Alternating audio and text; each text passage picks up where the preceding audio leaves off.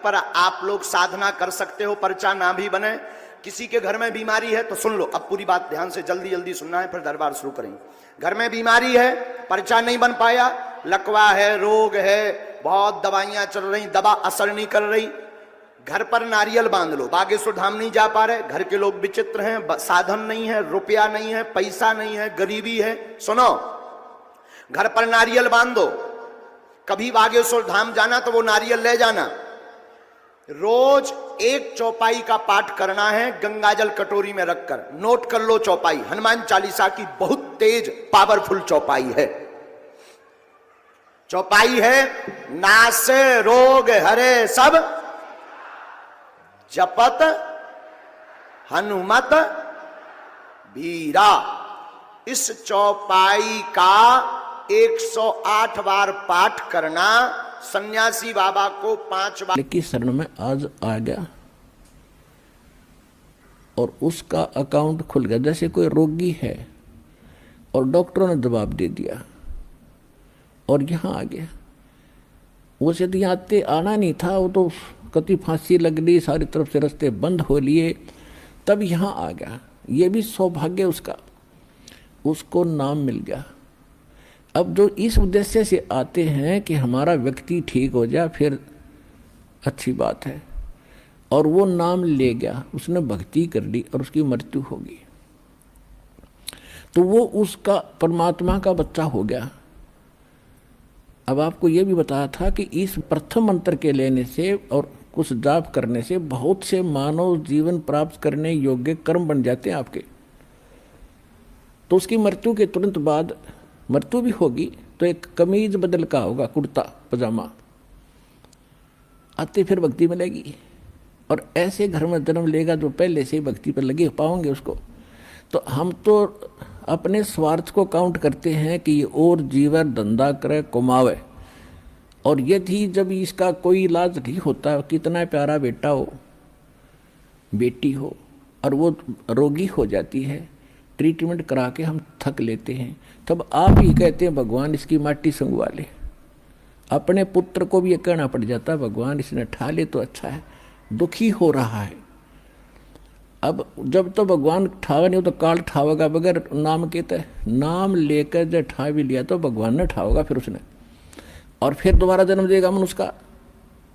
तो पिछले सारे पाप नाश करके उसको नए सिरे से भक्ति प्रारंभ करके उसके 2 जन्म में पारे कर देगा परमात्मा। तो कितना बड़ा पुण्य है, कितना बड़ा बेनिफिट आपको प्राप्त हुआ। दूसरी बात यह है कि यहाँ आने वाला चाहे कति सब जगह से हार चुका हो और सत्य समर्पित भाव से, क्योंकि परमात्मा आत्मा का साथी है, इस मन का साथी नहीं है। मन तो ऊपरले मन तो हाँ भरा करे और आत्मा रो के हाँ भरती है। और रोगी जिस दिन हाँ भर के नो सच्चे दिल तो रो के नु कहेगा भगवान जीऊँ इतना आपकी भक्ति करूँगा, और कोई इसके बाद बकवास नहीं चलेगी, पक्की गारंटी है। तो तुरंत सुनता है और रोज फर्क होना शुरू हो जाता है। तो इस तरह की समर्पण वो जब करेगा जब उसको ज्ञान होगा। अब तो किसी के कहने से आ गया चलो वहाँ ठीक हो जाते हैं, चलो वहाँ ठीक हो जाते हैं, टीवी पर देखा फलाने ने कहा मैं ठीक हो गया, तो वो ठीक हुए, वो झूठ नहीं बोल रहे, वो यही मिल जाएंगे। आपने बेशक पूछ लियो घूमते फिरते। और जो नाम लेकर ठीक नहीं हो रहे, वो क्यों नहीं हो रहे? सतगुरु के दरबार में कमी कहे की ना, अनसमोज ना पावता तेरी चूक चाकरी माँ। इसी कारण से उसको लाभ ना मिलेगा तो उसके अंदर कोई दोष है, उसकी कोई सेवा के अंदर समर्पण भाव में कमी है। और जब हम समर्पित हो जाते हैं तो हम समझ ले सभी पूजाओं को त्याग कर, सभी मर्यादाओं को त्याग कर एक मालिक के पथ पर, परमात्मा के द्वारा बताए मार्ग पर चलेंगे। तब हम आन उपासना बंद कर देंगे तो हम एक परमात्मा पर आश्रित हो गए। हम पहले ना जाने कितने खसम बना रहे थे, फलाना देवता पूज लो, फलाना पूज लो, गुग्गा पीर पूज लो, फलाना पूज लो, और अब हम एक खसम बनाएंगे, एक मालिक, एक पति, एक स्वामी, कबीर भगवान।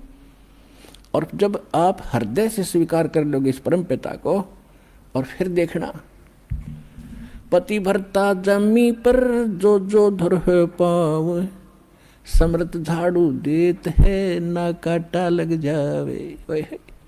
कहते हैं ऐसा भाव में जब आप आ जाओगे, कबीर साहब के अतिरिक्त कोई भगवान नहीं होगा आपके हृदय में, और अन्य किसी देव से झाड़ फूक कराने वाले से सपने में भी कोशिश ना करना, सोचना भी नहीं, तो आप पति भरता पद पाओगे। कहे कबीर सुनो भाई साधो, मैं तो हूँ विश्वास में, विश्वास कर दिया तो मैं तेरे साथ हूँ, अविश्वास रखेगा तो मैं तेरे साथ नहीं हूँ, जैसा तू करेगा वैसा तुझे दे ही दूंगा। तो इस प्रकार यहाँ कमी नहीं रहेगी, कमी रहेगी तो आपकी कोई अपनी ही कमजोरी रहेगी, उसकी निकालने के लिए ज्ञान सुनाए जाते हैं। तो यहाँ आने वाले व्यक्ति के दोनों हाथों में लाडू हैं, यहाँ भी सुख, उम्र भी बढ़ेगी और पूर्ण मोक्ष, सदा के लिए सुखी हो जाओगे।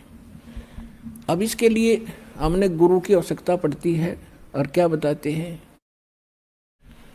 ये ज्ञान होने के बाद आपको ऐसी स्थिति महसूस होगी, सतगुरु के उपदेश का लाया एक विचार, जय सतगुरु मिलते नहीं जाते नरक दुआर। नरक द्वार में दूत सब करते खेचातान, उनसे कभू नहीं छूटता फिर फिरता चार। परमेश्वर कबीर